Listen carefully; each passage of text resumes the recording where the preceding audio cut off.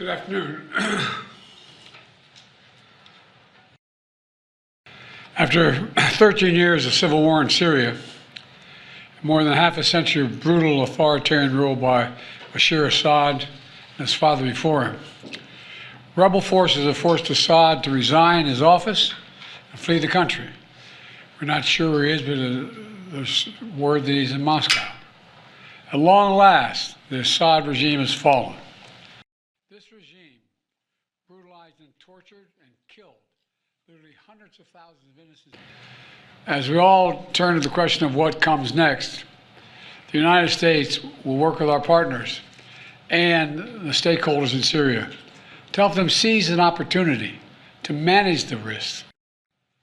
After Hamas attacked Israel on October the 7th, 2023, the upshot for all this is, for the first time ever, neither Russia nor Iran nor Hezbollah could defend this abhorrent regime in Syria.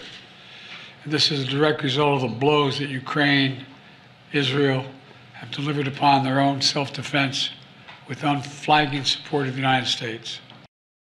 You know, over the past 4 years, my administration pursued a clear and principled policy towards Syria. Our approach has shifted the balance of power in the Middle East. Through this combination of support for our partners, sanctions, and diplomacy, and targeted military force when necessary, we now see new opportunities opening up for the people of Syria and for the entire region. Looking ahead, the United States will do the following. First, we'll support Syria's neighbors, including Jordan, Lebanon, Iraq, and Israel, should any threat arise from Syria during this period of transition. I will speak with leaders of the region in the coming days. I had long discussions with all of our people earlier this morning. And I'll send senior officials from my administration to the region as well.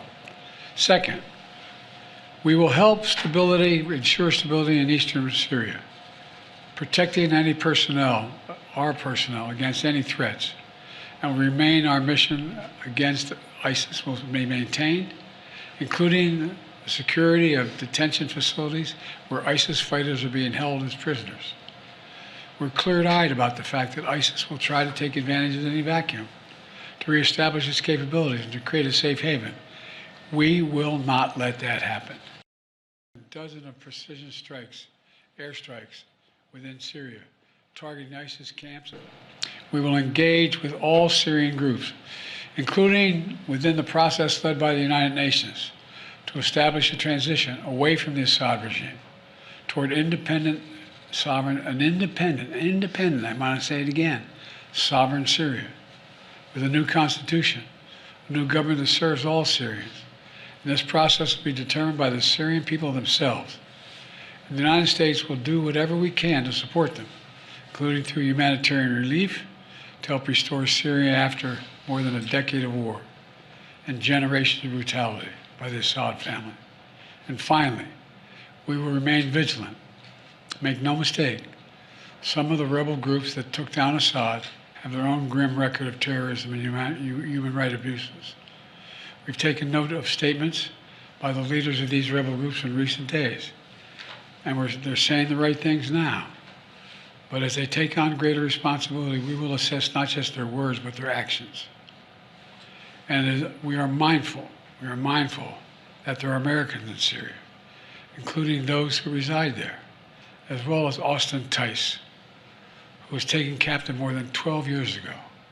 We remain committed to returning him to his family. Sovereign and independent, I want to say it again, sovereign Syria. These past few days have been historic. And it's in the days ahead that will determine the future of this country. And we intend to approach them with strength, wisdom, and resolve. So thank you very much. God bless America, and God protect our troops. Thank you.